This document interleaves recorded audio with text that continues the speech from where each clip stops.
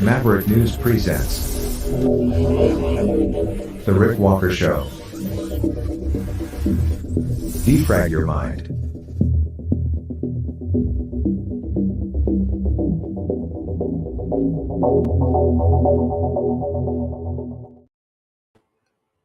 Hello, everybody. I'm back. I am live.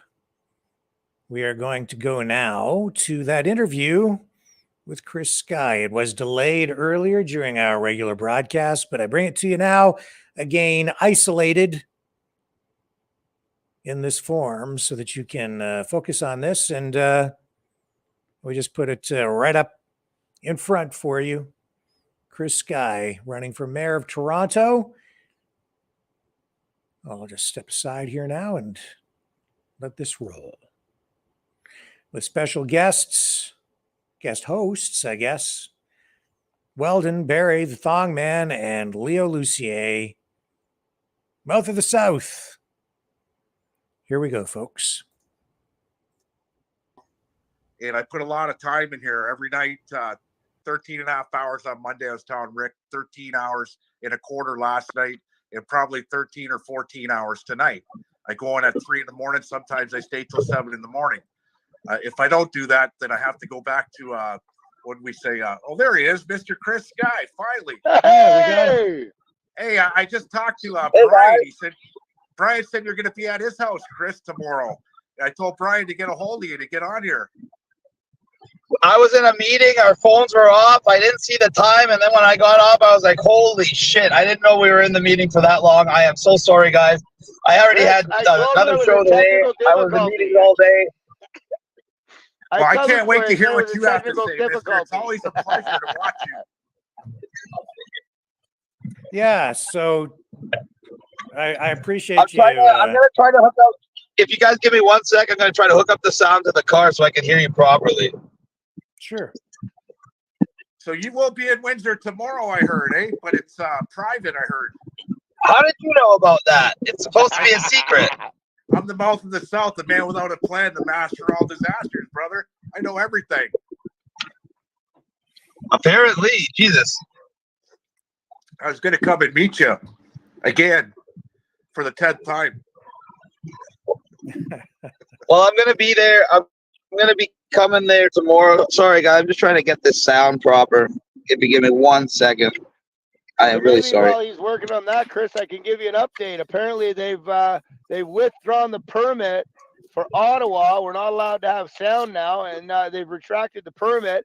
And everybody's like, "Oh, well, I don't know if I should go now." So I come on, to kind of fill in the gap until you got your technical difficulties dealt with. But actually, he just popped off there. He's not even linked in right now. He's going to have to reestablish. So he can't hear you at the moment, Weldon. No, that's funny, hey, Rick. Anything south of London that happens, the mouth of the South knows everything that happens down south of London, right? So, yep, you are connected. Very connected. I was telling Rick the other night, a good friend of mine, Wes Weber. He said, "Who's that?" He's a really good friend of mine. Lives in Toronto. He was a counterfeiter, and he was convicted for about $40 million in counterfeit $100 bills. It's called the Weber bill. And his money was so clean that it's still in circulation today. He's on Masterminds of Crime. I'm going to get him on here for Rick, along with Mark Emery and a few other of my friends, and get the show going. Yeah, look forward to that. Those would both be fantastic interviews to have. I remember Mark Emery from my younger years when he had City Lights bookstore in London, Ontario. I used to go down to that bookstore all the time. And I interviewed him as a young reporter a few times. But he's quite the character, Rick. Yeah. He's talented. He's smart. He's articulate, just like Wes Weber. When you get to meet Wes Weber, I've sat in meetings, business meetings with Wes Weber, and people said, "Is that your lawyer?" I said, "No. He's just here to guide me because he's a businessman and he knows what time of day it is, right? When you're dealing with City Hall, you're dealing with politicians. Okay, the guy's been around town, right? So, and the remarkable thing about his story, once he tells you the story, you can watch it. He's on Masterminds of Crime. It's called the I think it's called the Weber Bill, YouTube.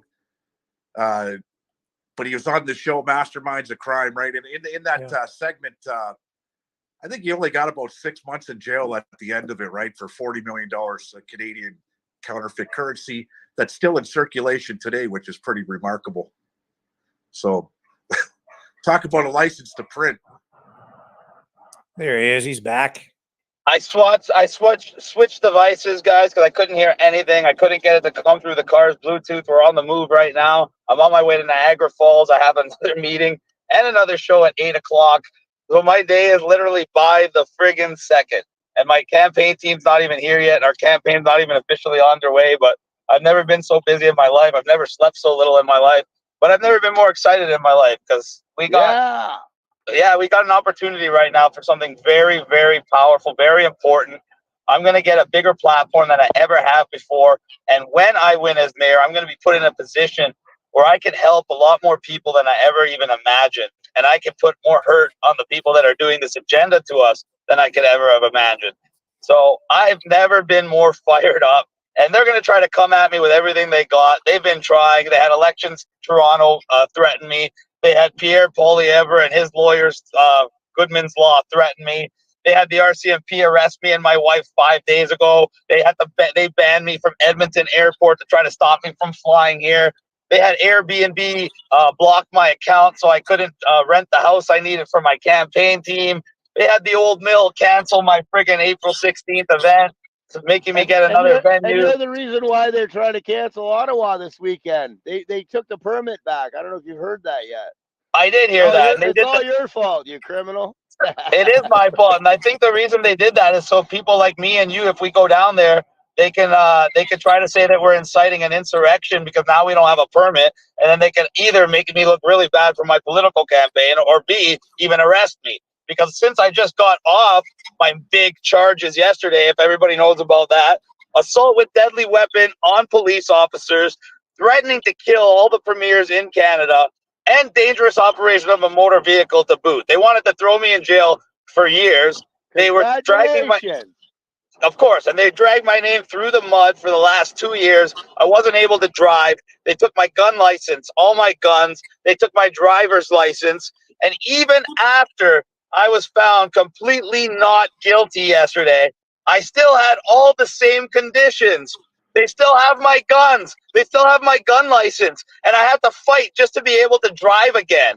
And now, even though I was found not guilty in court, I have to go and do a special hearing just to get my own property back and to be able to get a PAL again. This is after being found completely not guilty. This is after being arrested 26 times. This is after beating 60 plus charges in 4 or 5 different provinces. It's ridiculous. And they're targeting me. But we're free, Chris. Remember that. We're free, right? It's all good. If people think we're free when they can do this to me, they can do this to anybody. And they're going to do it to anybody who stands up. And if you don't think that's true, well, you saw what happened with the trucker convoy. How many business licenses got pulled? How many people's bank accounts got frozen? How many people got trampled or beat up by paid thugs? The government will do whatever it has to do to continue itself. That's its number one priority. Continuity of government at your expense if you're in the way.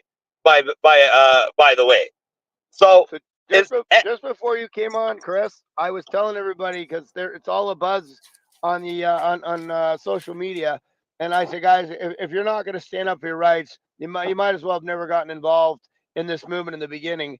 Go home, go in your little shelters and stay hidden. Everybody's got to get to Ottawa this weekend. We got to exercise our Bill of Rights, Section 2, A, B, C, and D, and everybody's got to get down there. I'm going to be honest with you guys. I don't think Ottawa's a good idea anymore. I think Ottawa's a setup. And I think Ottawa was a setup from the beginning. Because in order to get a permit, and I told you this on the phone, I told you this, Weldon, I didn't like the idea because he said he's going to get a permit for 3 days. And then he said he's going to sit in as long as it takes after the fact to make sure that Justin Trudeau resigns. That makes no sense. Why would you get a permit? It's an open permit. But you know they're not going to keep renewing it indefinitely. You know they're not going to renew that indefinitely. So he knew, as well as I did, as well as anybody with sense did, that you're going to put all those people in a position that the permit's going to expire, and then the government's going to have the legal authority to come down on them. And it's going to be harder it's going to be harder authority to come down on them because they had a permit, they signed their name to a permit for a specific period of time. If you're going to do a protest like that where you're going to sit in and you're going to try to sit in and outlast the government, you don't ask for a permit, you just do it. The very act of asking for a permit already negated that. And now that they took the permit away, if people like me show up there, they're going to use it against us politically, they're going to use it against us legally, and they're going to use it against the whole movement. And I don't even think it's a good idea to go there now that under those auspices, now that the permit got changed. If people were going to go there for an actual freedom protest, and people were going to go there to talk about stopping 15-minute cities, talk about stopping the personal carbon allowance, talk about stopping digital ID and things like that, it would make sense. To go there now without a permit and say, we're here to try to force Justin Trudeau to resign and try to remove the Liberal government, well, you're just setting yourself up for all kinds of problems. Especially now that the permit's been revoked. We don't need a permit. We're legally allowed to protest. That's our Bill of Rights. What do you think of the If everybody's going to give up, then just put your flags, go home, and let the government do whatever the hell it wants to do. A protest is one thing. Having a sit-in in Parliament demanding that the Prime Minister resign and demanding that the Liberal Party relinquish power is a little bit different. They're going to call that an insurrection. He took foreign influence, Chris. He took foreign influence. We're going this is true. I'm not say that is wrong. I'm not disagreeing with them. I have to say I agree with Chris. Thank you. 100%. Thank you, Rick. What do you think of a nationwide strike like they're doing in France and in Israel? Okay, we're taxed to death. I can hardly even breathe at 70 hours a week working. Okay. A national strike across the board, you cut the head off the serpent, you take the money away from them. If we could arrange that in Canada, I'd be all for it. The problem is Canadians and strikes and organizing millions and millions of them to do it is a lot easier said than done because Canadians are still apathetic. Our biggest strength is about 6 months to make it to hurt them. You got to do it for a long time to hurt them. They got billions. And that's the problem. In places like France, where they have culture and they have history, the people are tightly knit. They can do that, and that's why you're seeing protests in the millions and millions of people, and that's why you're seeing those protests carry on. But in Canada, those kind of protests over a strike, most Canadians still believe in their federal government. The biggest strength we have right now is the fact that our movement used to be just the anti-maskers, just the anti-vaxxers, just the so-called conspiracy theorists. Now, we have a very large portion of the population that took that vaccine and either got vaccine injured or realized they took it for absolutely no reason except they got coerced by the government. So now we're at a point in time. Experimental vaccines. Yes, we know that. And now we're at a point in time where there's lower amount of trust in the government, the media, and the medical establishment than ever before. That is why I took the opportunity to try to run for mayor, because I believe that the people are ready for real change. The people are ready for someone with integrity. The people are ready for someone with transparency. The people are ready for someone that they can contact. Just like you could contact me, Weldon, anyone can contact me. They know my number. It's 416-400-9994. And I challenge any mayoral candidate or any political candidate anywhere in the world to go and give out their personal phone number to all of their constituents to prove that they are actually representatives of the people, accountable to the people, and reachable by the people. Let's see who does it. I bet I'll be the only one. Can I tell you about the first time I called you a little bit? Go ahead, brother. So I just coughed. I got a phone call. I think I'm gonna have to take 3 months off of work. I got a phone call from an independent news guy, and he wanted to interview me on my opinion of Chris Sky running for mayor. I said, well, anybody who's doing what he's doing, you got to give him an applause. And he wanted, well, what do you think of personally? And I said, well, there's so much gossip out there. I said, you got to go straight to the horse's mouth. I've heard so many stories where they say the same thing about me. We got to stop the hating and start the love. Let's get the facts straight. And he goes, well, get the facts straight. Give Chris a call. And I said, well, I don't have his number. So he gave me his number, and I called him up. Were you at West End when I called you? I was still in Edmonton. So what was it? Must have been like 7 in the morning because I called. I know it was like 9 or something in the morning. It must. I didn't know if I woke him up, but as soon as I heard his voice, I went, "Holy shit, this is Chris Sky." And he goes, "Well, who the fuck did you think it would be? You called me." And right away, I love the guy. We talked. You know, this is our future mayor. He didn't know me from a hole in the ground. I called him up. He talked to me for an hour. We talked about everything. We talked about everything we've been through. And we had, you know, and he told me call him anytime. And you know, he calls me up, I call him up. This is not just a politician. He's not a politician. He's one of us, and everybody needs to vote for him. He's our truest hope right now. Toronto is a hot spot for politics. And guys, well, Tom, we need donations. Okay, go ahead, Chris. Back to you, Tom. Send some money in. You want to get our government back on track. And Well, if you don't mind, Weldon, I'd like to maybe ask a couple of questions. Please do. I like to answer questions. That's my favorite thing to do. Yeah. You're not listed, by the mainstream media as a candidate yet. Is that because you're dealing with a residency issue? I think you said that you're not officially able to you're not. It's April 1st or something. April 3rd is when everybody is eligible to be a candidate, and I have a property in Toronto. Everybody's lying and trying to pretend like I don't, and it's a rumor going around, just like the rumor that I was vaccinated, just like the rumor that my teeth are fake, just like the rumor that anything they say about me. It's all bullshit. I have a property. I have a property in Toronto. I'm going to be using to register. I am going to have the nominations that I need, the 25. There's nothing they can do to stop me from registering as a candidate. The only reason the mainstream media is not listing me as a candidate is because they're absolutely terrified of me, because I'm the only one that represents actual change. I'm the only one that will stop the 15-minute city agenda. I'm the only one that will stop the carbon allowance, the digital ID, the digital currency. All the rest of these cronies are exactly that. They're politicians. How many of them? What did they do in the last 3 years? I was fighting for everybody. I was getting arrested for everybody. I was fighting these very politicians that what did they do in the last 3 years?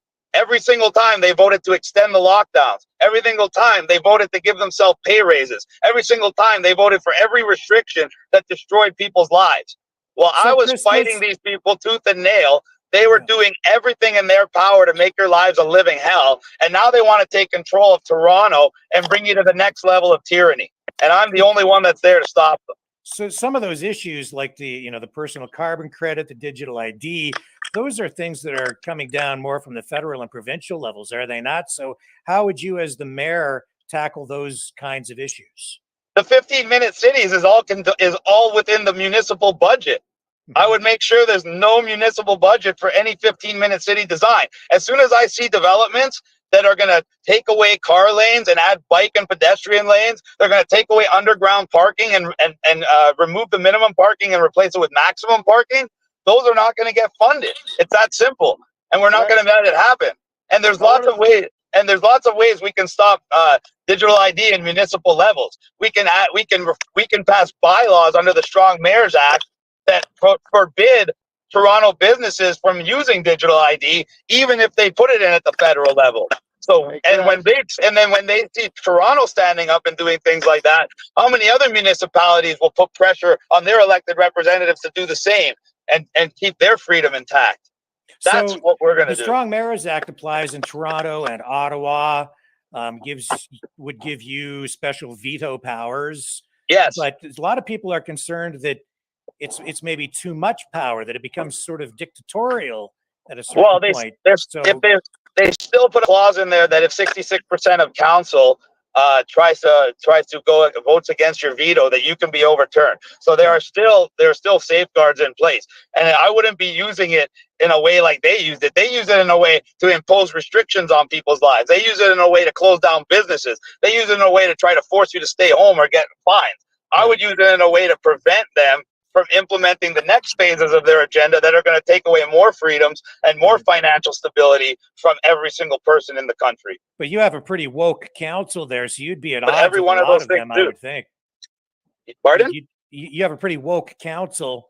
I think you'd find yourself at odds with a lot of those councillors. I'm not intimately involved or familiar with Toronto municipal issues, but that I think you're going to be up against a real challenge there. Well, guess what I would do? Any counselor that's going to vote against the will of the people, I'd make them public. I'd hold a press conference. I'd put them before the people. And then we'll see if they still vote the way that they're supposed to vote or the way that their bosses told them to vote. And by their bosses, I mean the people that are paying them behind the scenes. The people that all made them vote for extended restrictions, the people that all voted for their own pay raises. We'll see how it is when they're actually accountable to the people. And we're going to see how many counselors actually stick around when we start going and when we start going into the corruption in the Toronto government. Because when I called and when I go online and I try to ask them, hey, can you give me a breakdown of where the $16.11 billion budget goes by department? They said, absolutely not. How can you only have so many departments within the government. You have $16 billion budget. So technically, it shouldn't be too hard to figure out how many billion or hundreds of millions went to each department that should add up to 16.1 billion. But for some reason, that's a secret. You know what that means? That means they're stealing billions of dollars every year. Billions of dollars that could be put back into communities. And at the same time, they're creating the crises. The number one crisis in Toronto, besides the cost of living crisis, is the housing crisis, which is part and party of the cost of living crisis. And I've been a developer for 20 plus years. And one of the hardest things to do in Toronto is get permits. And the red tape and bureaucracy involved costs you months and months of delays. Those months of delays cost millions of dollars in interest payments and salaries for these giant corporations. And it slows down how much product can actually be developed and built. So as a mayor, not only can I save billions of dollars from the budget and put that back into the minority communities and the poorer communities and the more vulnerable citizens like homeless and veterans who actually need that money. Well, then I could do things like lower the time it takes for permits for developers and builders to be able to actually build faster and more efficiently and increase the overall production in the city, which would help stabilize housing prices and actually stabilize the so-called housing crisis altogether. But they don't want to do that because they like having crises. Because when they have crises and they have emergencies, it gives them the opportunity to steal more money and it gives them the opportunity to take more power. And so every single time, the people lose. So you're looking already at a budget crisis there. And in fact, I think the acting mayor today addressed this in some sort of a news conference.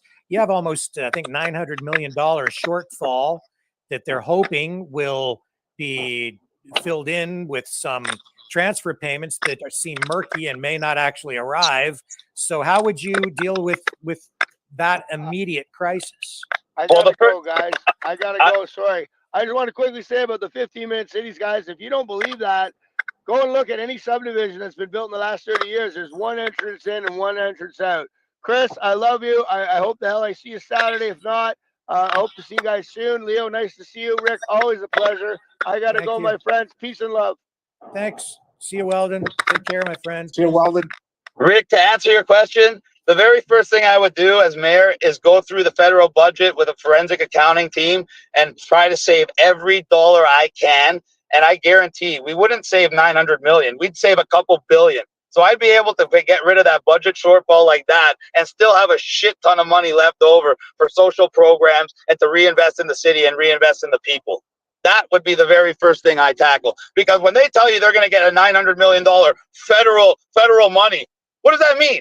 There's only one taxpayer, Rick, whether it's federal, provincial, or municipal. It's coming out of your left pocket, your right pocket, or your jacket pocket every single time. So they're literally just shuffling the money around, but every single time it's coming from your pocket. Every single time. How does a city like Toronto that has a higher GDP of most countries in the entire world and only have to service a few million people run a $1 billion shortfall? That means there's more corruption, theft, and waste in Toronto than virtually any other city in the world. And you know what that means? That means there's more room for improvement in this city than any other city in the world. And we've seen it over the last 30 years, a slow, steady decline in the standard of living in the city. And every single year, as the government gets bigger and the government does less with more, it's been asking the population to do more with less. and we can finally change that, flip it, and get us back on a path of progressive improvement. So 30 years from now, we're in a better situation, not in a dire situation, because that's where we're headed. We went from a greatest city in the world to a really bad situation. And in another 20 years of where we're headed, it's going to be a dire situation, probably unfixable. But we could fix it, and we could fix it right now.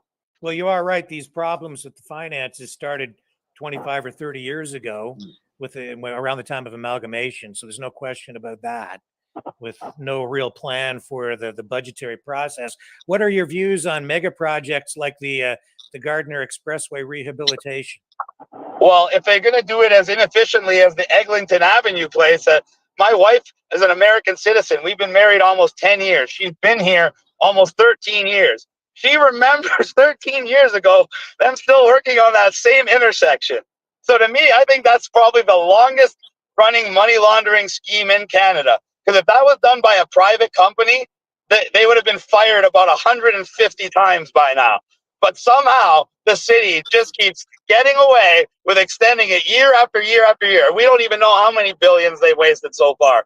So I would work on all these construction improvements, but I would do it in a way where it's a public and private partnership, and I wouldn't be just giving out contracts to my friends. I'd be giving out contracts to the people that are going to do the job for the cheapest price, the most efficiently, create the most jobs, create the most GDP, and give us the best possible results. So you're in favor of these citizen advocacy groups that are calling for a review of the Expressway project? I would call for a review just because I don't believe they're going to do it efficiently.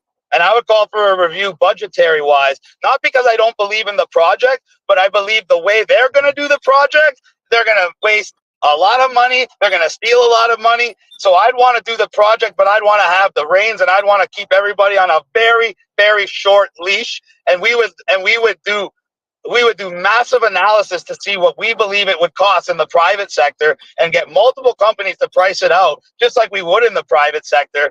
And that's how we would do it more efficiently. And at that point, I would be 100% in favor of it, when I know it's being done right, and I know they're not wasting money, and I know it's going to have a net benefit to the city, not just be another friggin' hole of money laundering and corruption. Yesterday, the Premier, Doug Ford, said that people should not vote for any mayoral candidates that would cut funding to Toronto police. What's your position on that? I agree. I hate to say it, but I agree with Doug Ford.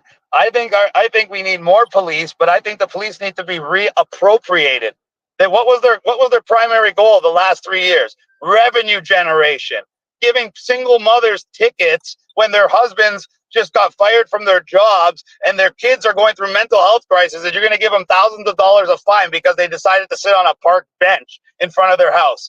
That kind of garbage has to stop. And if we reappropriated the police and we gave them new directives to actually serve and protect the public, rather than think of each citizen as a cash cow they can extract funding from, I guarantee you there would be a total change in attitude, and people would start respecting the police again, and the police would start protecting and being more involved in the communities, and these things like the TTC violence would slowly go away. And so our streets would be safer, happier, and I don't believe in cutting the police budget, but once again, I believe in going through it with a fine-tooth comb and finding ways to save money. And so then we could use the same budget they already have to hire new officers and reappropriate those officers for roles that I believe will be far more beneficial to the community. So you would take a seat on the police services board? Oh, of course I would. Yeah, not every 100%. I want to be directly involved with them because I think they're an integral part of the community. I think one of the main pillars of having a safe and happy city is having a really good relationship between the police and the community. And that would be one of my primary objectives, is to repair that fractured relationship. Because when I was young growing up, we looked at the police like heroes. Now when young kids look at them, they look at them like scared of them. And it shouldn't be like that. Did you want to ask something, Leo? Yeah, actually, you know what? There's nothing that Chris Guy just said that I don't disagree with. Okay, everything he said is spot on. What has to happen? Okay, when you're in Windsor tomorrow, try to have Brian take you to the Gordie Howe Bridge. Okay, we've been on that project since 2007. and it's still not even close to being done, brother. So that's scary. See, that's a one thing that I'm different from every other candidate. From 18 years of age, I was working in the private sector in the development industry, which meant I had to deal with the public sector. So I had to be able to cut through the red tape, deal with the bureaucracy and all the layers of garbage, but still be within the budgetary and time constraints of the private sector. Nobody else can say that. Nobody else can say that they were able to work in the public sector with the efficiency of a private sector employee. That's what I do. That's what I've been doing for 20 years. So not only do I bring that to the table, that efficiency and that frugality and that ability to really, really make every dollar count, but I'm in a very unique position to understand the 15-minute city and understand how it's going to affect people. And it's not in a good way. You know what? I seen you a month ago. I seen you in Toronto. I think when we had the march going on, the last march in Toronto. I told you you're gonna have to get rid of that couch in the mayor's office. It's seen more ass and crack pipes and scandals than you can count. Okay. And there's a question here from somebody in the audience. Says, what would Chris do different than Faith Goldie? She had a great platform as well, but was shut down by media and was denied debating. Go, Chris, go. That's from MM. Number one, Faith Goldie did not have nearly the following that we have. Not even friggin' close. I don't even know why people compare me to her. The only reason we're comparable is because we had similar ideology. But she did not have nearly the platform we have. She did not gonna have the resources we have. She did not have the campaign team we have. I have a literal all-star campaign team. Every single person on my team is the best of what they do. And unlike all the other political candidates, I didn't grab these people by having my people come and throw money at them. No, they sought me out because they saw me as their best opportunity to affect the change we need in this country. So when you got people with these special skills and you got people with this passion that are actually coming out and volunteering their services, their time, and their skill set, there's nothing stronger than that. And nobody's going to be running a campaign like me. No one rented a house for their entire campaign team to come and live under the same roof. No one's going to be working 20 hours, 22 hours a day. No one's going to be doing multiple shows a day like I do and going to multiple venues a day like I do, because nobody has that drive. No one has the passion. No one has the energy, and nobody's doing it for the right reasons. All these other candidates are there because they see it as a political opportunity. They see it as a job opportunity, a career opportunity, a pay raise, a power grab. To me, it's a sacrifice for my lifestyle, but for the movement and for what we've been trying to accomplish, it's a death blow, because Toronto is like the jugular vein of the World Economic Forum agenda. And if we can stop the 15-minute city agenda there, the carbon allowance, digital ID there, other cities, other provinces will want to follow suit. And that will reverberate not just around Canada, but right down south to the United States. There's going to be a revolution of thought in the United States very soon, and it's happening right now as we speak. Shake it up, Chris. You're gonna shake it to the core, and I love it. You got enthusiasm, you got backbone, you got wit, you're intelligent, you're young, you're vibrant. Okay, and that's what we have to do in politics. Shake it up, man. Shake it up. Wow. Rick, I love your questions, Rick. Keep them coming. Yeah. So how are you going to reach out across the political spectrum to get, enough people to vote for you? Because I think your base of support is pretty much within what people would describe as the freedom movement, but you need to appeal to a broader cross section to win. Although, the vote's going to be split up. There are a lot of candidates, so it's hard to say how things will shake down. No, you know who I appeal to more than anybody, Rick? The non-voter. That's who I appeal to, Rick. And you know how many people voted in the last mayoral election for John Tory?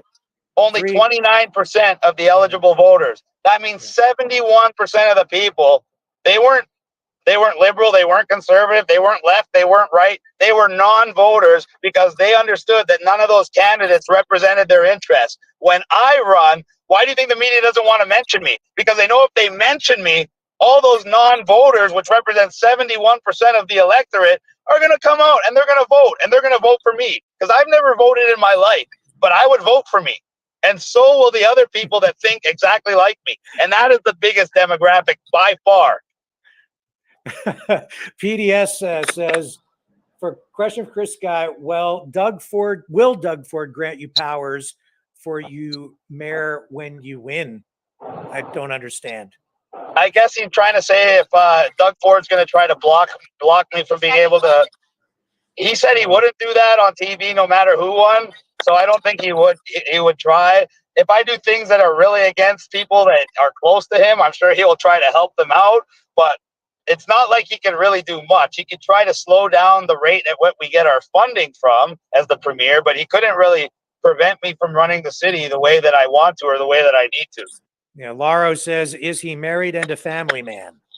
That's my wife right there, that beautiful, wonderful goddess. That's Jenny, and she's driving right now. We've been married almost 10 years. And we have 8 dogs at home. We run a wolf hybrid sanctuary. So we have about 4 or 5 we rescued and the other ones we bought. But we take wolf hybrids in that other people say they can't handle or they're bad dogs, and we rehabilitate them. So you've kind of jumped around a little bit politically because you had some affiliation with the Republican Party of Canada. Then you sort of had a falling out with Maxime Bernier from the PPC. I think that's been patched up. Correct me if I'm wrong. You've at times told people not to vote. Now you're asking people to vote for you. Can you just explain what your political ideology is, or help me make some sense of where you're at? Of course. With the Republican Party of Canada, I thought it was a great idea when I thought the man that was doing it was a genuine person. He basically passed himself off like a Canadian version of Donald Trump, a multi-billion-dollar banker with the same type of ideology. And then I found out he was nothing but a con artist and a fraud. And he's actually one of the reasons I had all those charges against me, because he knew I was going to have him charged for fraud when I found out he was stealing money from people. So instead, he called the police and said I threatened to kill him and all the premiers in Canada, and lied and said he had a tape recording. And that was the basis for all those charges against me. So Rob Carbone, and if you look him up and look at his record, he has a very lengthy record for fraud, theft, uttering death threats. And these are not charges. These are convictions. So he's a career criminal for the last 30, 40 years. So that's why I didn't want to associate with him.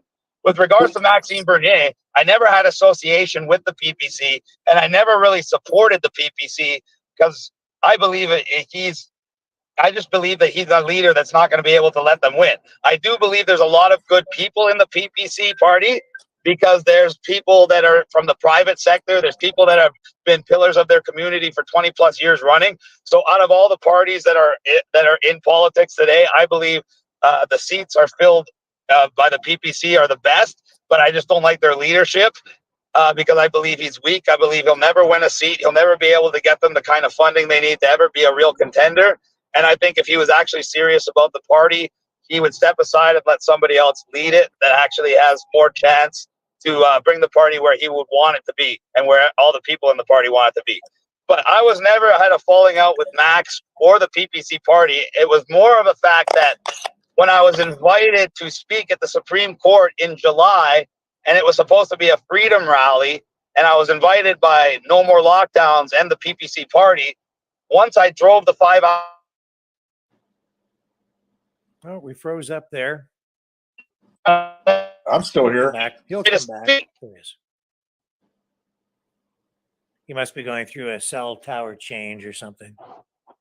He said the name wrong. Rob Carbone. I'm trying to look it up now. Yep. Yeah. Okay.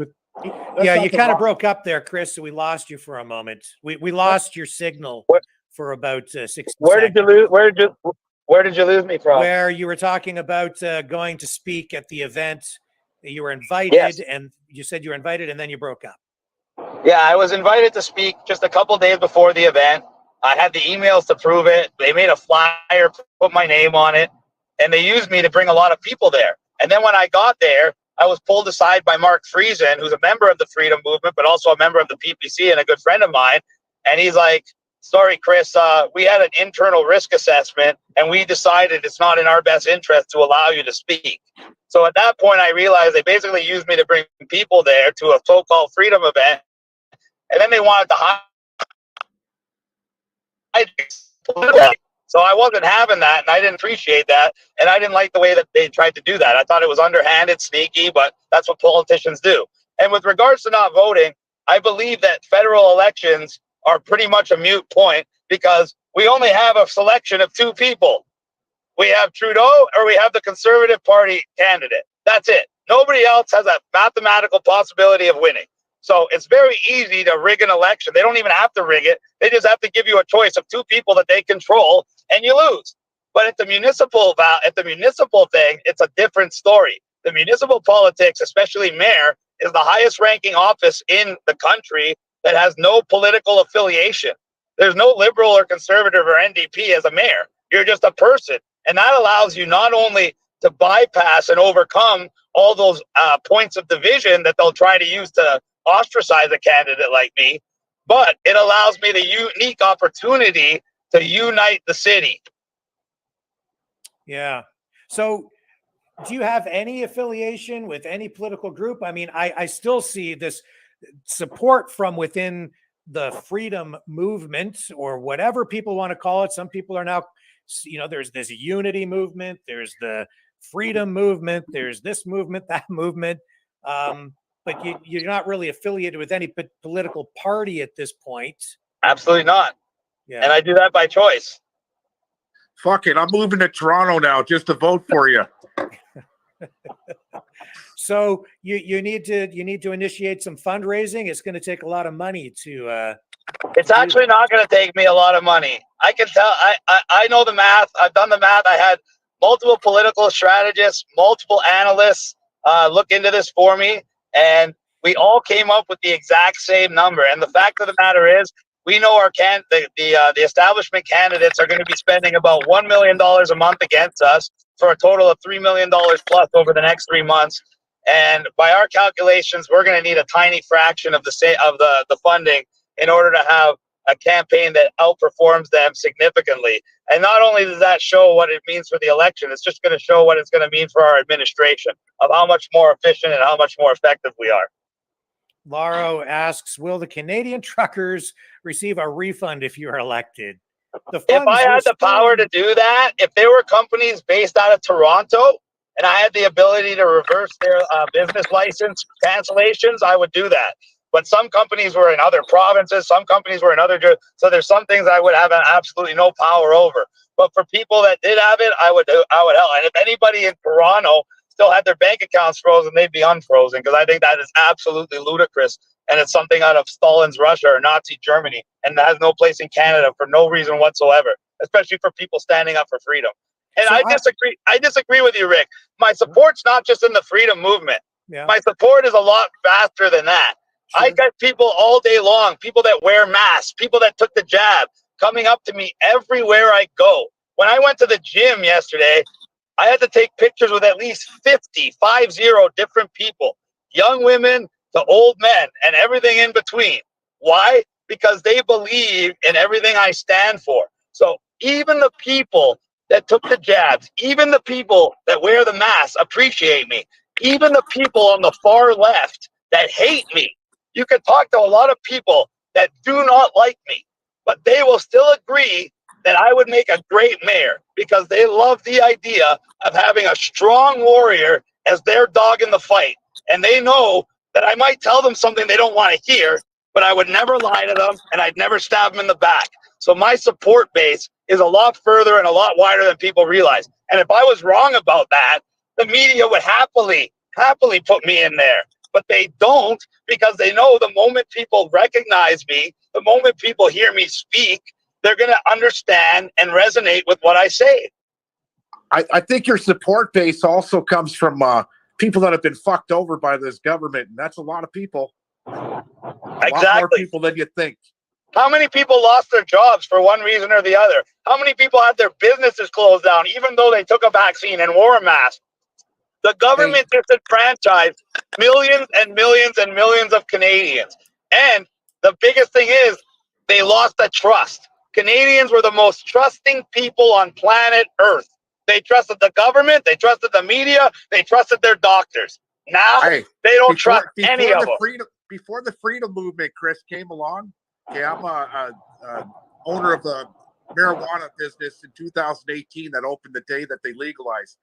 21 days later, I was ejected from the property I was on. They put their locks on.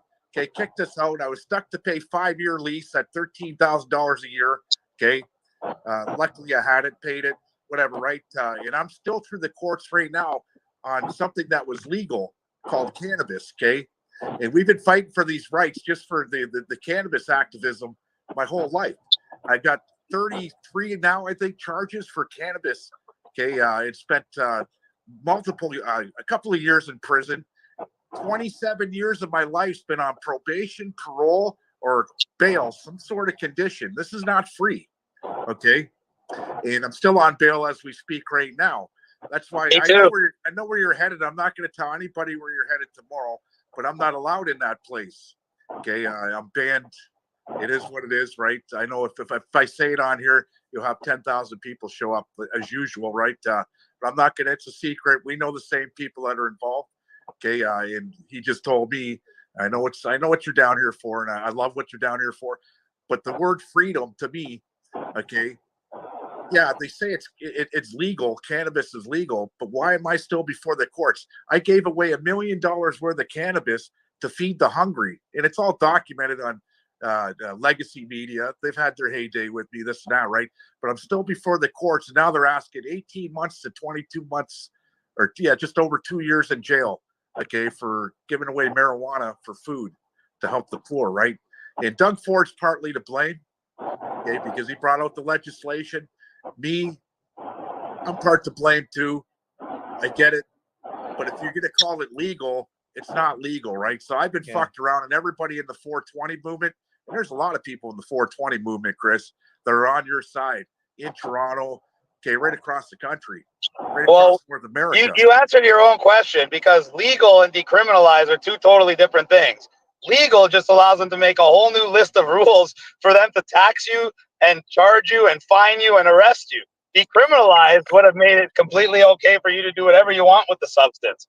So when they say they're going to legalize something, that just means they're going to take control of it in a way that allows them to profit off it and allows them to control you with it. Crazy. How you've done a lot of protesting. Weldon's talking about a big protest coming up this week. How would you deal with protests and protesters as the mayor? Things like the tent city at Nathan Phillips Square and things like that. A tent city wasn't really a protest. The tent city was more of people just trying to live there.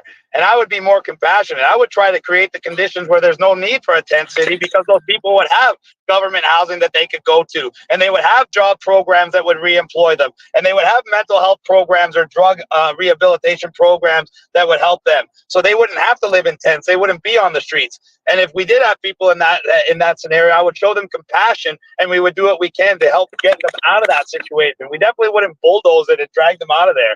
And the same thing with protesters. When we have protesters like we had in Ottawa, I was there for multiple days. We literally had bouncy castles. We had children playing hockey. We had people giving away free food, and everyone was hugging and shaking and holding hands and singing and laughing. There was not one iota of violence. There was not one iota of people smashing windows or doing anything to vandalize. But meanwhile, we had a militarized police response that cost how many millions we don't even know, maybe even more. And what did they do? They beat up citizens. They trampled old ladies. They absolutely destroyed the relationship between the police and the people. And that was a complete violation of the rights. And it was so heavy-handed because the government knew they were wrong. First of all, when I'm mayor, there probably won't be protests like that, because the people would actually be happy. And they wouldn't have a reason to protest. And if they did have a reason to protest, you know what? I'd want to go out there and I'd want to ask them why they're there and what they're protesting against. I wouldn't send 100 police officers in buses with riot gear that were paying triple overtime salary to go intimidate them, beat them, and arrest them. I would go there with my security team and I would address them and say, what's the problem here? And how can I help you? So we don't have to have these protests. Imagine that. Imagine a mayor that actually cared. That's all we're looking for in politics. And I haven't seen that in 25 years, where a politician came out to greet the protesters and get to the core of the situation. Except of course when Trudeau went for his photo op with BLM when he was kneeling. Truth. Very well, true. you had a police chief in Toronto who also knelt with BLM. How do you feel about that?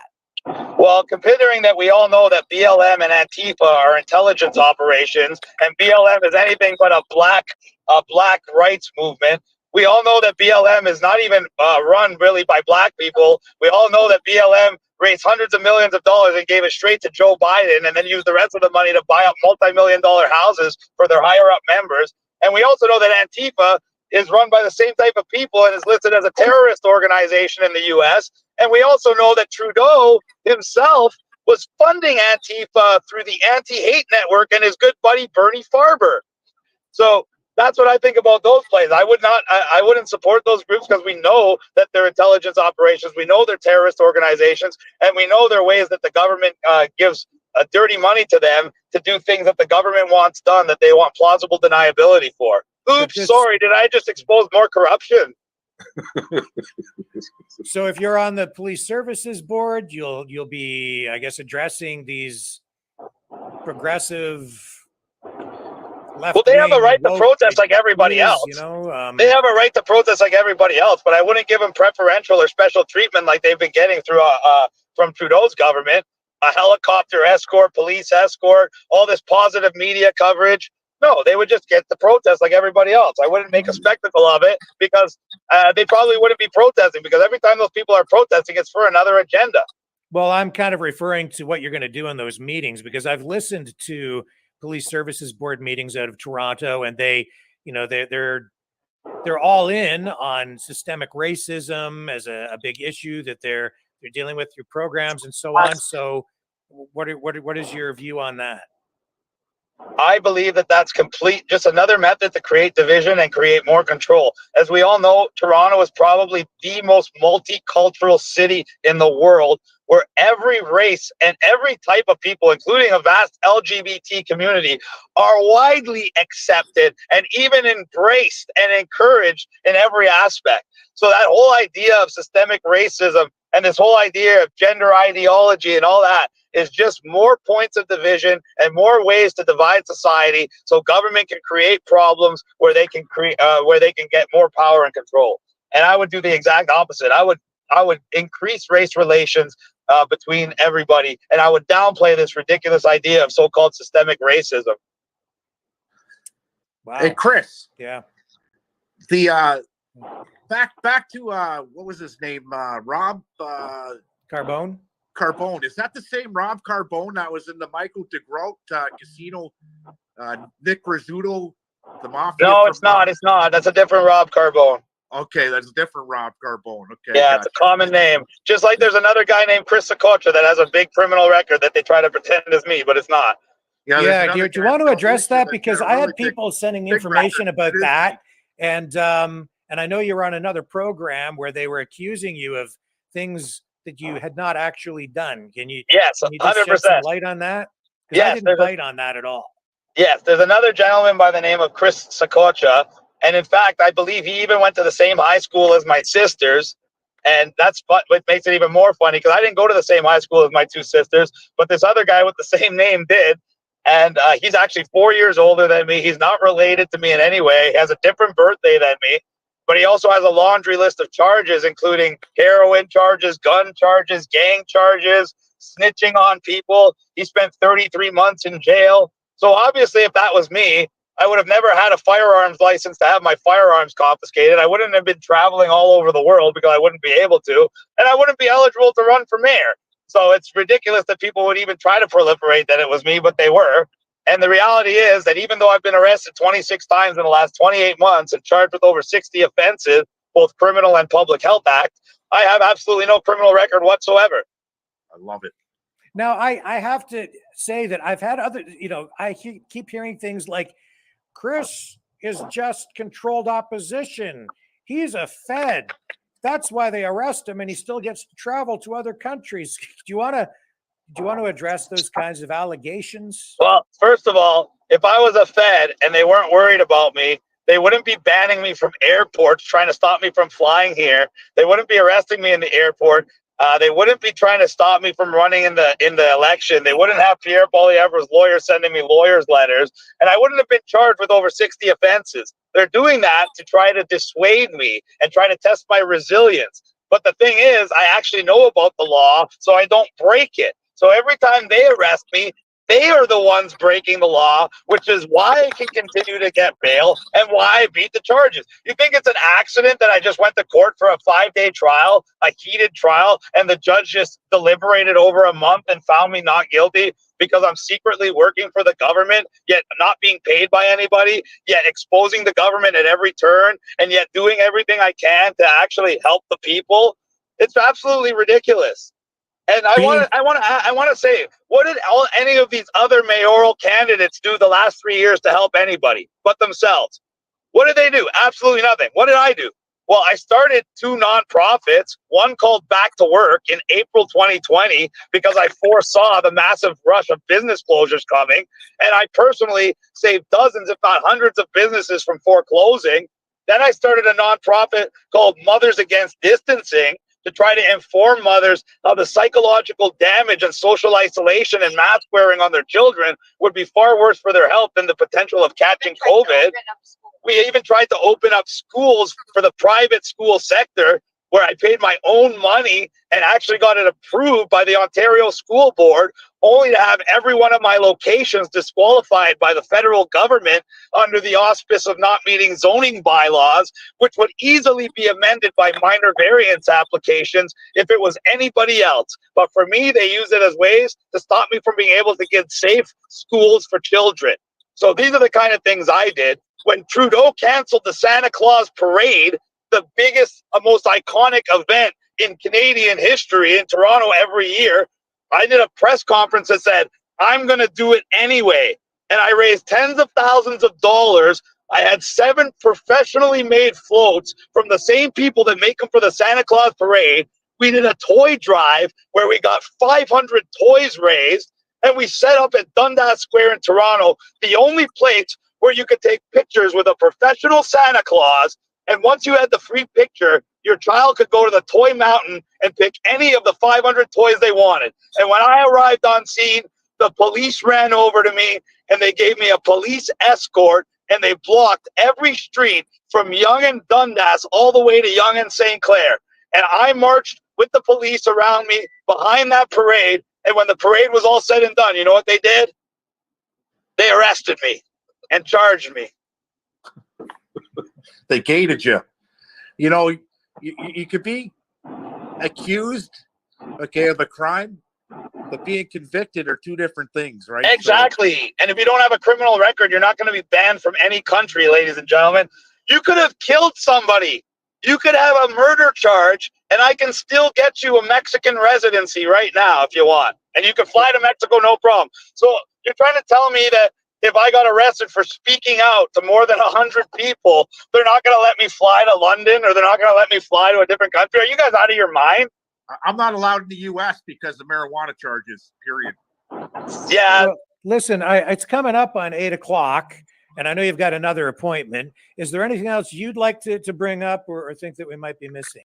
Honestly, I just want everybody to understand how important this election is. I believe that this is the biggest opportunity we had in the last 3 years to really make a difference and really help the people and really put a hold on this Agenda 2030 that is going to be a huge effect on all of our lives, not just in the short term, but in the long term. That's what people need to realize. We're fighting now for the future generations. I'm going out and I'm talking to kids that are like 18 and 19 to make sure they understand what's going on. Because if our job as older citizens, I'm 40 years old now, our job is to make sure that the children growing up now have equal or better opportunity than us. And that's going to require vigilance. That's going to require good people like us to get involved. And that's going to require people willing to do the right thing. And I am willing to do the right thing. And that's why I believe I'm the best candidate for mayor of Toronto. Thank you.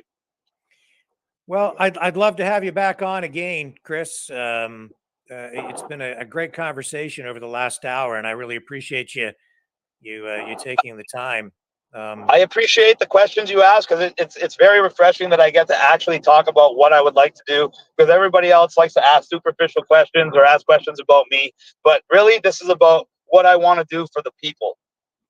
Yeah, well, I asked very specific questions about specific issues in Toronto, and I was actually impressed with the answers that you gave. You're well versed in the issues.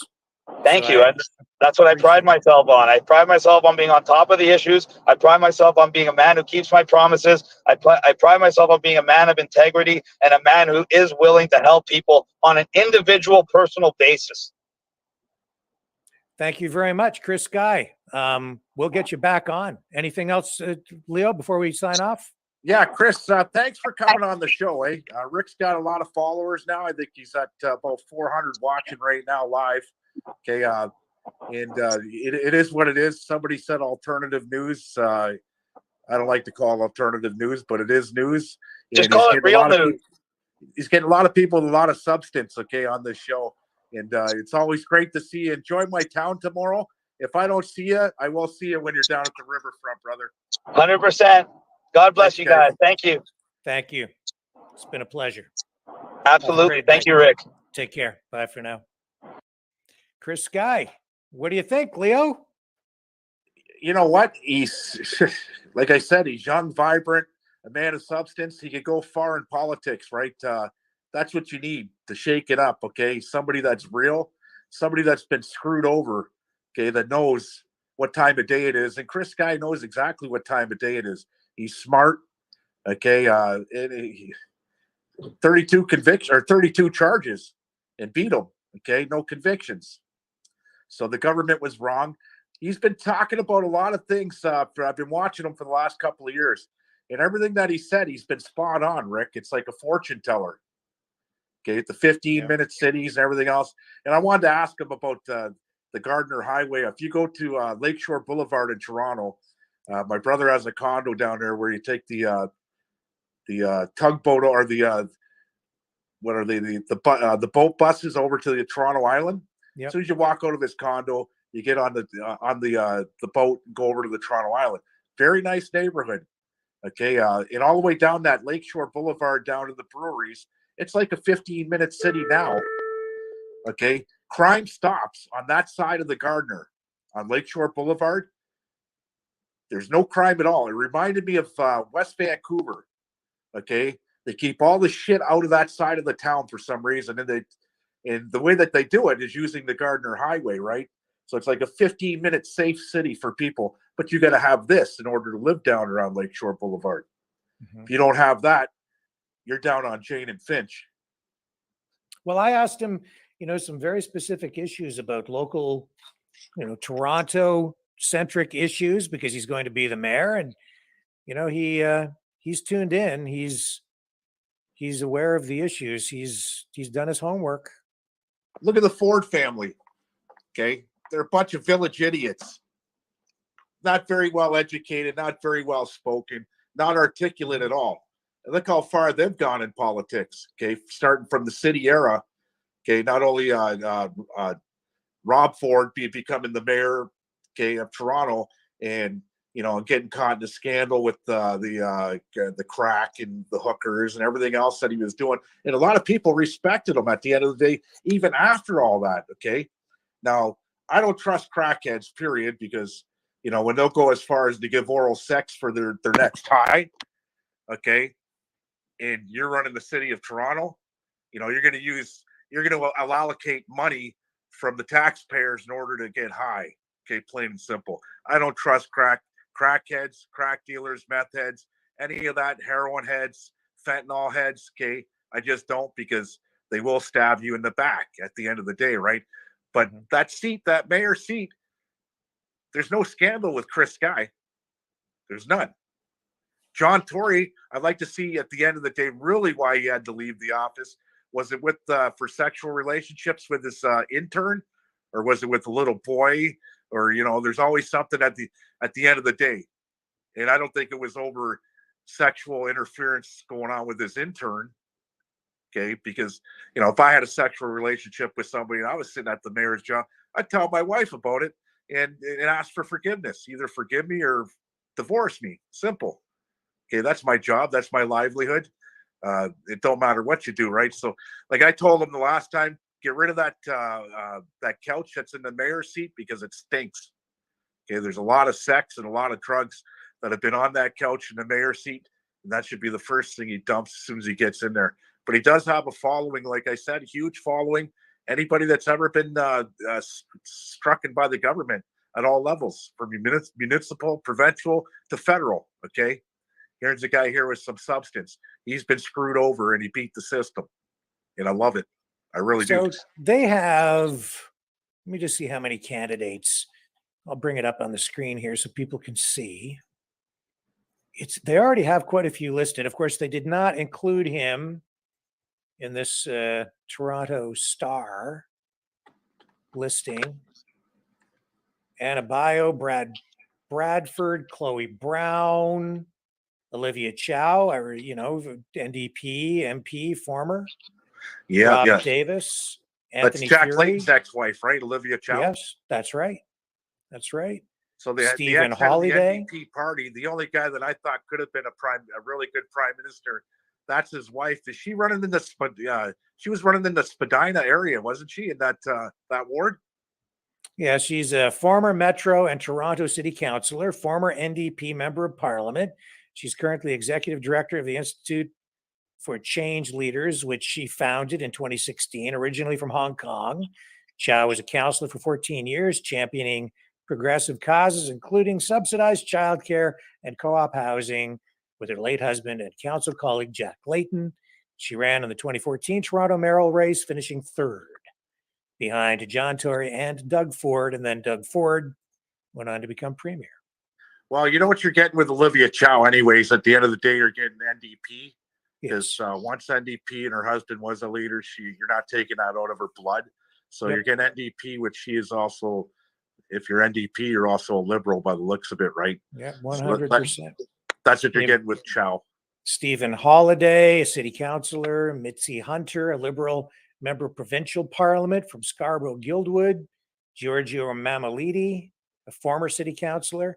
Josh Matlow, a city councillor who, you talk about John Tory and his affair with that staffer, actually is what it is, not an intern, but, Josh Matlow being held accountable for just tweeting out some criticism of municipal employees and then being recommended for a 10-day pay dock by the Integrity Commissioner. So the code of conduct for the municipality in Toronto is quite high. I actually wanted to talk to Chris a little bit about that, to see if he saw that as an issue that might be something, but maybe for the next time. Gil Penalosa, an urbanist, former mayoral candidate. Mark Saunders, the former police chief. You talk about systemic racism, wokeism. Mark Saunders, all in on that. I've listened to a number of police services board meetings where he has spoken. I've listened to interviews. Chris Sky, I see his position on systemic racism. I think he'll find himself at odds with just about everybody else on that board. And is Mel Lashman's son on there? Remember Mel Lashman? Oh, I remember Mel. Yeah. Nobody. Who else do we have? Mike Layton. Mayor I really liked, Rick. Yeah, Mike Layton, former city councillor, son of Jack Layton. Oh, really? So mom, that's not, obviously he's not half Asian, so it can't be the genetic mother, Olivia Chow. Yeah, he's the stepson of Olivia Chow. Yeah. So they're trying to double down on it, right? Get the whole family running. I guess so. Cut your odds. Yeah, I find that a little odd, actually, that they would run against each other, but politics makes not only strange bedfellows, but adversaries as well, I guess. Jennifer Keys, Matt, former chief city planner. Joe Cressy, former city councillor. Jennifer McElvey, deputy mayor right now. She's actually filling in the void left by John Tory's absence at the moment. And Denzel Minan Wong, former city councilor. So those are the other people listed, and they didn't put Chris Sky on the list. And you know why, right? Well, you tell me what your view is. They were probably praying that he would have got a conviction. Okay, because once he would have been convicted, then you're a criminal. You're not running. You're out of the game. So why even try? But he just beat the 32 charges, right? So he's not convicted. He's as law-abiding as Rick Walker. Okay, so they got to respect that. And Chris Sky, okay, I never heard of any of those clowns on there, but Olivia Chow. Okay, the only one I've heard of before is Olivia Chow. And that was because of who her husband was, her late husband.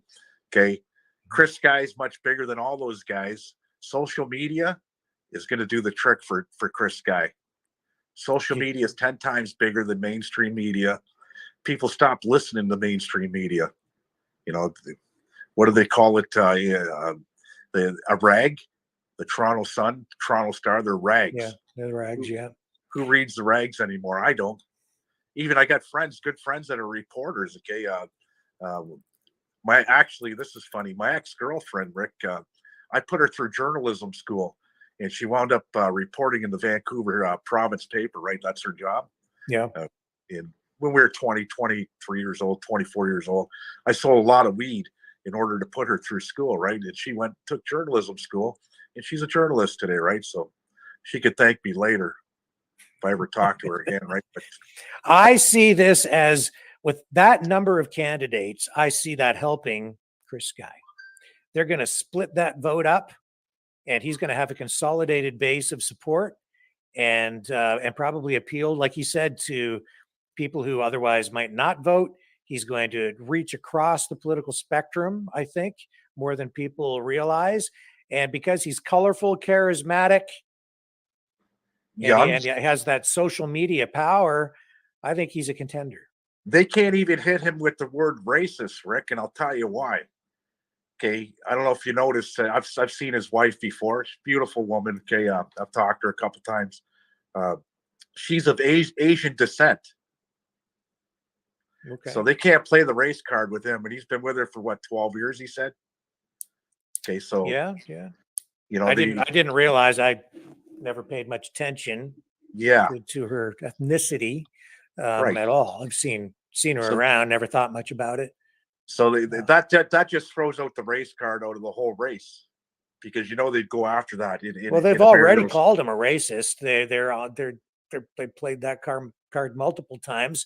Go look at the interview he did on Rebel News. You familiar with that? What, Rebel News? Never heard of him before. I only listen to Rick Walker News. Yeah, but you've seen what happened there. He left the set, right? You saw that 100%. Yeah. So they've tried to do that. That's politics for you, right? They're going to go down dirty and try and get all your little dirty little secrets.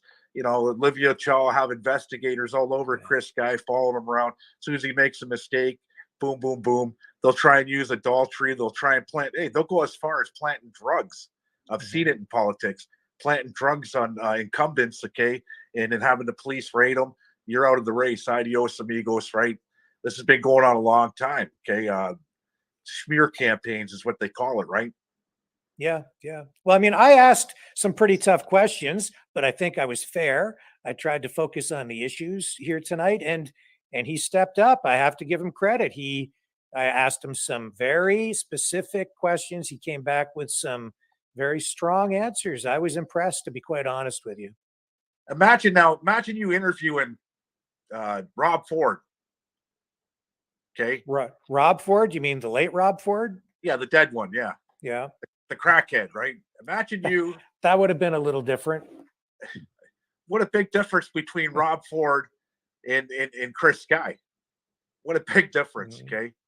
I don't think he could hold a sentence, Rob Ford. Okay. And Doug Ford also, right? Either one of them. But look how far it's taken them in politics, right?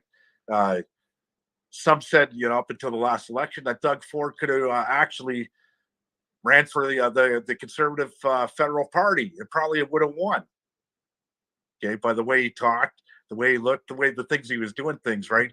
Now, the best thing that I see from Doug Ford today is he's not on social media. I haven't seen any of Doug Ford's Facebook pages, this and that. So it was tearing him apart. You know, every time he'd post something, somebody write something derogatory back to him, right? The things that he's doing, right? And Justin Trudeau, he's on there, and every time I see it pop up on Facebook, I always have to comment. He's not doing a good job at all, right? And his support base, everybody that says, "Oh, you're the best prime minister in the world," they're all coming from India. You know, if you look at their profiles, they're not even Canadian citizens, man, on his Facebook page. You know, and he's getting all this support that he thinks he's getting this support. Man, oh man. So give me your opinion on the strong mayor's powers. Are you familiar with what I'm talking about? Do you know what I'm referring to? He was talking about it. And I'll explain it just to tee this up. And then I want your opinion. The provincial government has a new Bill 3 gives the mayors of Toronto and Ottawa special powers. They can veto votes. They can veto certain bylaws, right, as they're voted on, right? So even with the budget, if the budget doesn't look like it's going to pass, he can basically issue an executive order to have it passed, right? Right. And the reason the government did that essentially was to expedite building permits and funding for building projects, I think, because they want to build a lot of houses, like I think 150,000 new houses or something over the next 10 years or something. So a lot of homes anyway, and they want to expedite that process. But by giving that special power to someone like the mayor of Toronto, there are concerns that power might be abused. So there was a lot of attention focused on John Tory. Would he use the strong mayor's powers to get his budget passed? And ultimately, he didn't need to do that, as he passed this last budget just a month ago. But Chris Sky is sitting here saying that he's going to use that power extensively to jam through the things that he wants to get through. What are your views on that? Is that democracy, or is that a dictatorial style of governance? If it's used properly, Rick, okay, now if it's used improperly, and I would be like, hey, Ricky Walker coming to my office and saying, hey, I want to build that condo place downtown, but I'm getting the shaft from everybody else. Here's an extra couple of million in your back pocket. Let it slide through. Okay, that's going to create corruption. Okay, but if it's used in the right way, okay, and that the right way would be transparent, nothing behind closed doors. You know, if I was the mayor of Windsor, it'll never happen, not in this lifetime, but if I was the mayor of Windsor, I'd be open to the public on every meeting. I'd be Facebook Live. And if you don't like it, get out of the stinking meeting. Plain and simple. People need to hear what's going on in city council. They need to hear what's going on provincially. They need to hear what's going on federally. No redactions, nothing. What's said live is live, okay, period. Yeah. And that's what they need to start doing, is live videos. Nothing behind closed doors, because that's when all the corruption happens, is behind closed doors, right? But now, could you imagine, like, even the prime minister doesn't have that kind of power, right? Right. You get one vote. Like, you're the mayor of Windsor. The mayor of Windsor gets a vote. He doesn't have veto powers. He doesn't have these powers that the mayor of Toronto has, that the mayor of Ottawa now has. And Chris Sky is saying that he's good. If he's elected, he will use it to promote further his agenda, which is no 15-minute cities, all of that stuff, right? But people on the other side would say, you know, or whatever the issue might be, you know, maybe they want to install these smart city or smart, you know, street lights or whatever, and he's going to say no. And you've got other people, other councillors saying, yeah, we want them in our neighborhood. And then he's saying, no, I'm vetoing that. Is that democracy? It's not. That's not democracy in my eyes. Okay, I've sat on delegations with my city council and mayor. Okay, especially on the legalization of marijuana before the stores even came. I sat on delegation, and I went up and I spoke in front of City Hall, and then they voted on it. Okay, and yay at the end of the day, right? It did pass for stores. That's what I was delegating for that time around, right? Stores, and I was against the stores, the legal stores anyways, right? Because obviously I was trying to protect my own interests at that time, and everybody in the room knew, the big elephant in that room knew exactly who I was and what I was about, right? And Me, I just wanted to free the weed, and if I could use it as a tool to wipe out hunger and homelessness, simple, right? But for them to have that executive order, that's too much power for a mayor. Yeah, well, he'll have it, and that's what he would use to prevent a lot of these globalist ideas, you know. So I mean, I don't have an issue with him standing in the way of these programs, but it's a complicated issue, right? We have to trust in who we vote for, right? And that's the thing, right? We've seen so much corruption over the years. Like I said, if you're going to give me an extra couple of $1 million so you and your family could build your condominium complex downtown Toronto, you know I'm passing that shit. I'm going to be honest with you, okay? I'm passing that, and I'm taking the $2 million cash and putting it in my Swiss bank account because I'm a crook. Okay, you're never going to change that in me, right?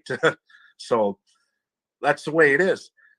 Like I said, if you're going to go Facebook Live or YouTube Live every meeting, every second in City Hall, even when you're using these executive meetings, that's a different story, right? But where do they draw the line? You know, there's going to be a lot of backdoor deals going on, Rick, and I'm not about that at all, right? Yeah. I'd like to be as transparent as the glass in my house. That's why I clean it every 5 or 6 years. Well, the Strong Mayors Act, through. you know, that's all new. So we'll have to see how these mayors in Ottawa and Toronto end up using that additional power over time to see if it works or if it doesn't work. And I guess if it's not working, the province can rescind that. But if it is working and it's resulting in positive things, that's a good thing too. I don't know. It's something that they have used in some US cities.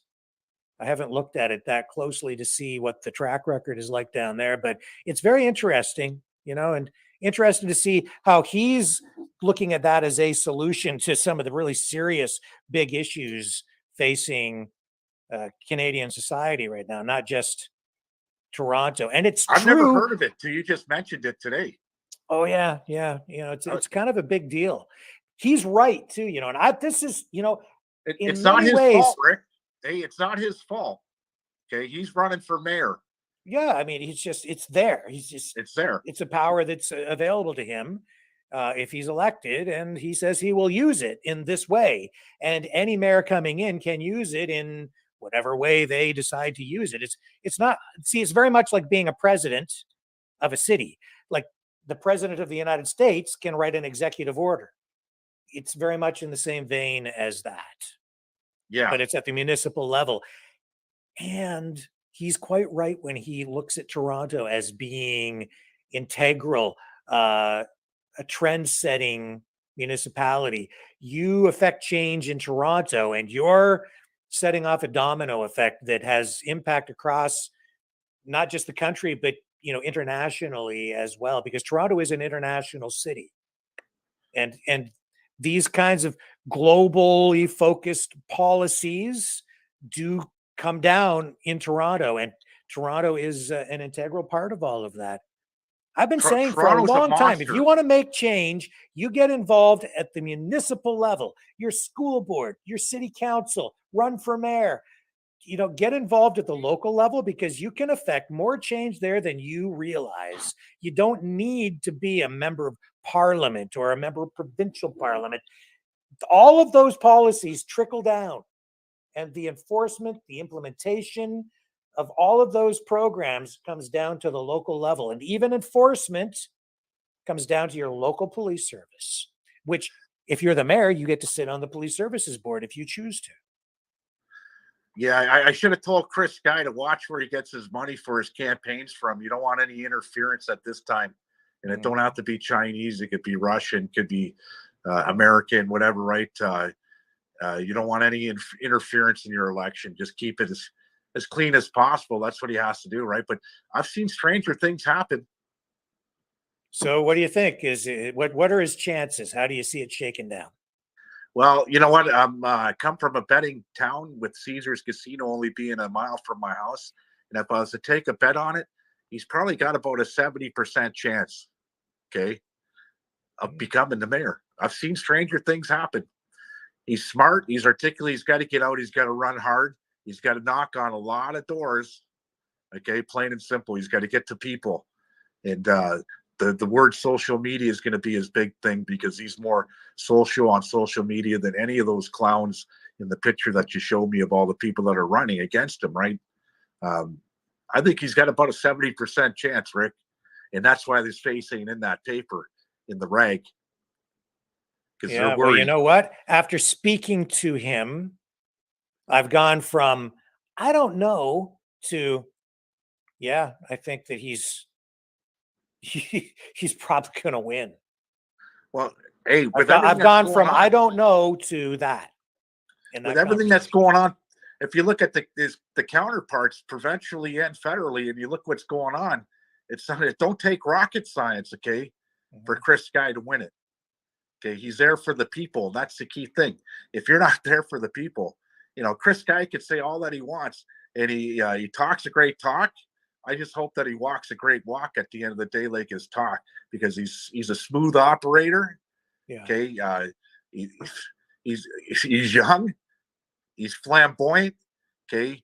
He relates to all of it, to everybody. Okay. And that's the key thing. You got to relate to everybody in order to win it. Like, I will say this. I don't think he will achieve all the things that he says that he will do, because he's going to run up against more opposition than anybody can even imagine, because he's going to run against the grain with the majority of the people on the police services board and on council. Both. Imagine how fast his executive order that that blue card he's going to have in his back pocket called the executive order, how fast they take that away from him. Okay. They're going to go, oh, we made a mistake, especially since no 15-minute cities. Guess what? The next, we're going to call it scamdemic. We'll call it cars instead of with the S. I don't want to get you banned. We'll call it cars. And guess what? Here's Chris Guy that's not going to listen to the health minister, because you know what? Why should you? Look where we are today. I'm 53. I mean, just tune old, Rick. Just tune into any of those council meetings. You can also find the feeds for the police services board meetings. I've listened to them on the radio just driving back from Toronto. Sometimes they're broadcast. That's crazy. And you'll hear that it's diametrically opposed to his position ideologically.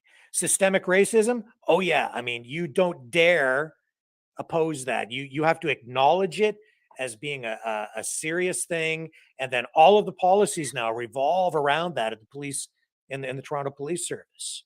So for him to go in there as sort of the sole person who would be opposed to that, he's going to have sharks around him trying to take a bite out of him constantly. So an uphill battle. But once you're there and you've got that mayor's position, you can push back pretty hard from that platform.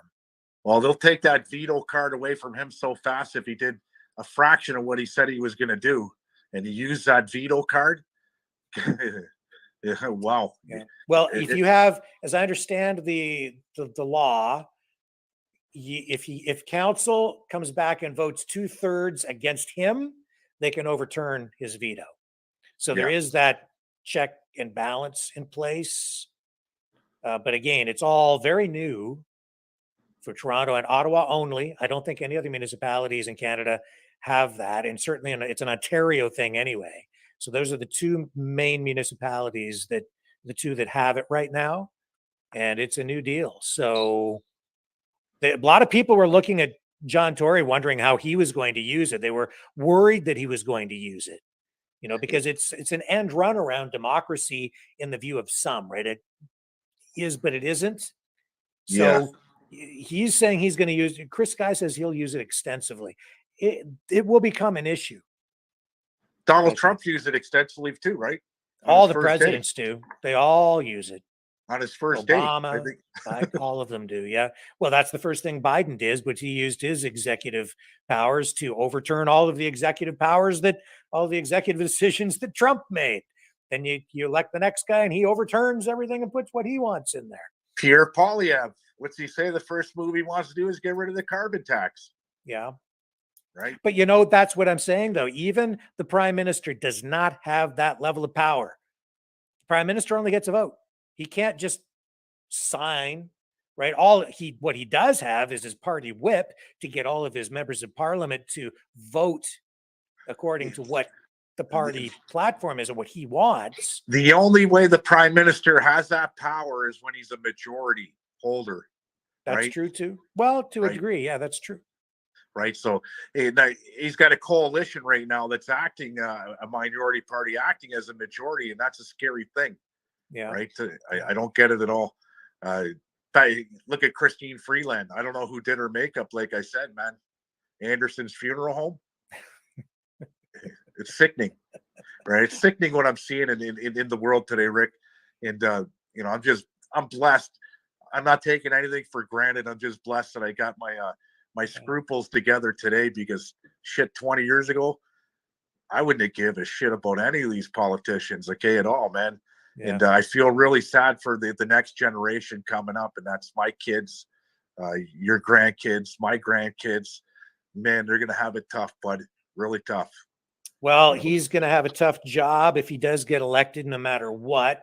He is ambitious, but it's not an easy gig, and he's inheriting a financial situation that is difficult.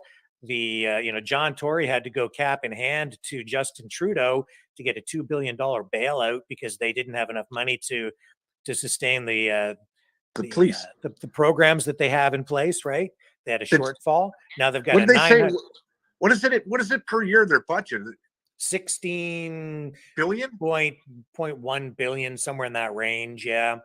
Overall to run the city every year. And they just in this last budget, I believe it's a property tax hike for residential of about 5.5%. The commercial is 2.75. And I believe industrial is 5.4% tax increase. That being said, the mill rate in Toronto remains among the lowest in all of Canada, but that's because they have such high population density and high property values. So as a percentage of the value of the property, their mill rate is actually quite low. In fact, I think in Windsor, you've got a mill rate of about 1.8, and in Toronto, it's 0.6. Wow. It's that much of a difference percentage-wise on the mill rate. So in my Toronto, taxes, so it's pretty good in Toronto, actually, for property taxes, because if you own a house that's worth, say, $1 million, you're paying just over $7,000 in property tax per year. Not even PDS, Paul. We were talking about it last night on Discord, and he's paying, I think it was $4,200 per year. Okay, and he's in Toronto, and you're not getting anything in Toronto for under $1 million. And I'm paying in Windsor, I'm paying $2,200 a year. Yeah. It started out 20 years ago at $1,800, so I haven't gone up that much in 20 years, right? Yeah. But Paul, it looks like you're going up another 5% by the sounds of it. Yeah. You got to pay for the services of Toronto, right? But Toronto's a monster. You got 4.5 million people in that town, right? Yes. Yeah. And I was seeing a thing on YouTube the other night that the 49th parallel, if you're to run straight from East Coast to West Coast, okay, is 5,000 kilometers, but it don't run that way. Okay, where we're at in southwestern Ontario, we're below the 49th parallel. 70% of the Canada's population lives below the 49th parallel, which is from Ottawa, Montreal, Windsor, London, Toronto. Okay, 70% of our population. That's scary. Well, all these municipalities are going to have big challenges in the next few years because of inflation, because they have limited power to tax. It's basically all property taxes that they collect their money from, some other fees and things like that, but primarily property taxes and transfer payments from higher levels of government. And they're not allowed to run operating deficits. They can run some capital deficits for long-term projects, but overall they're not allowed to run deficits rather.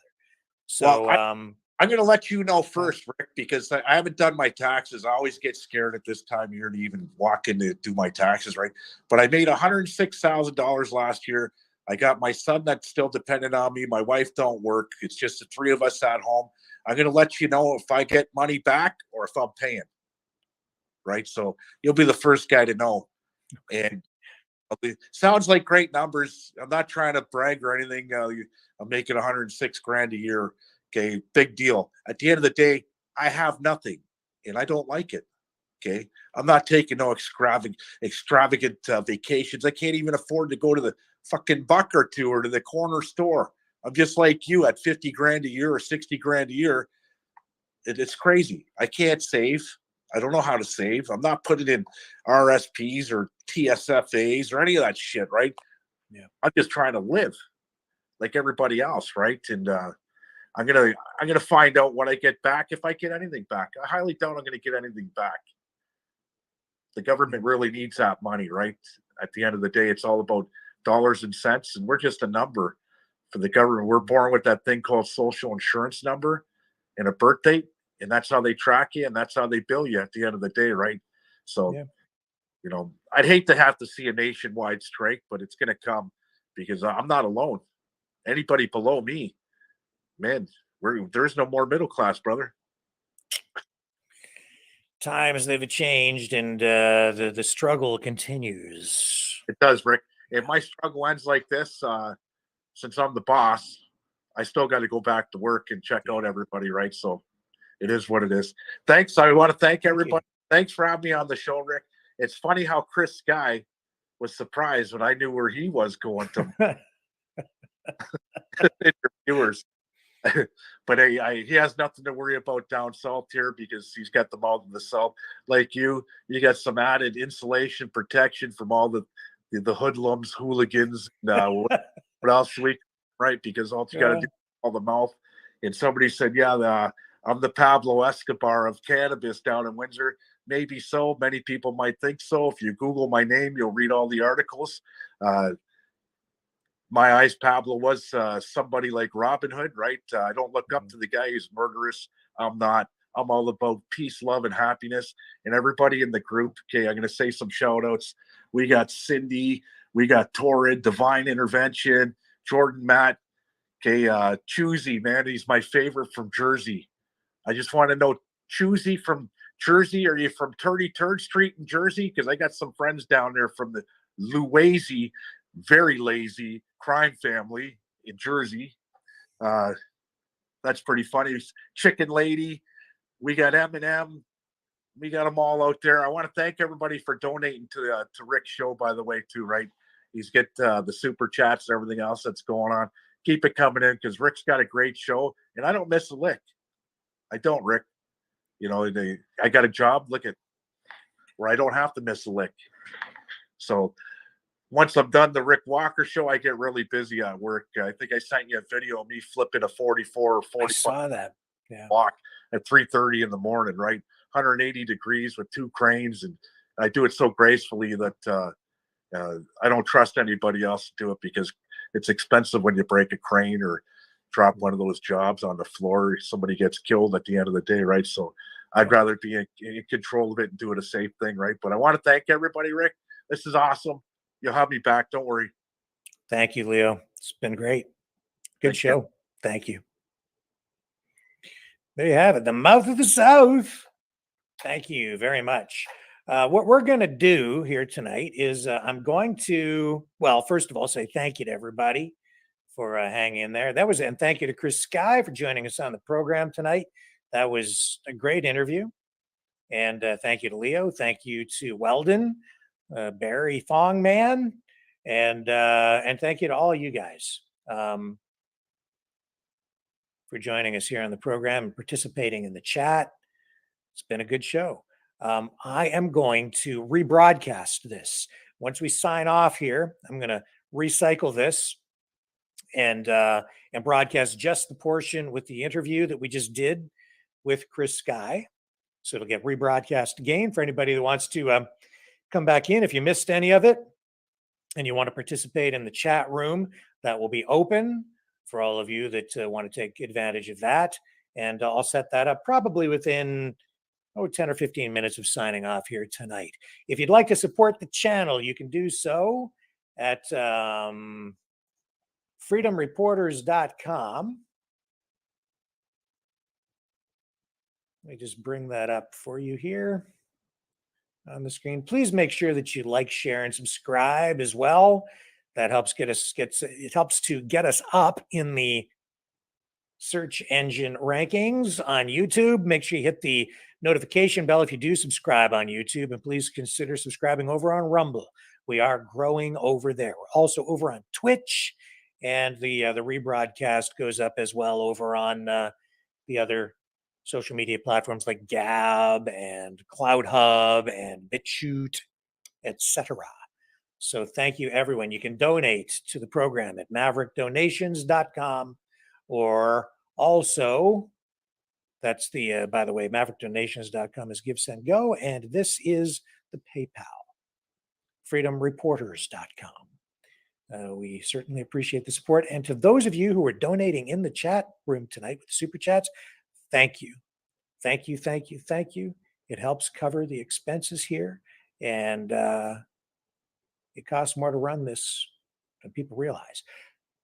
I will be back tomorrow, 6 p.m. Eastern Standard Time, and the rebroadcast begins in probably about 10 minutes. So look for the notification, and you'll find us back on YouTube, Rumble, Facebook, Twitter, Twitch with the rebroadcast. Thank you, everyone.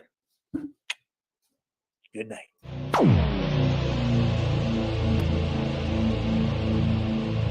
This has been a Maverick Multimedia production.